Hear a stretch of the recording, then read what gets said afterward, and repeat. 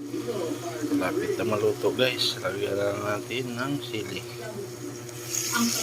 Kasi pag-isabay kasi yung sili guys, mawawala na yung hangang niya. Kaya na nagmamantika na. Ayan.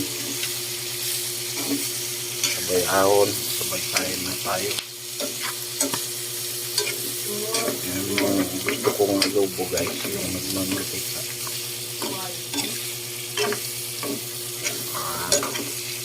Sarap niyan.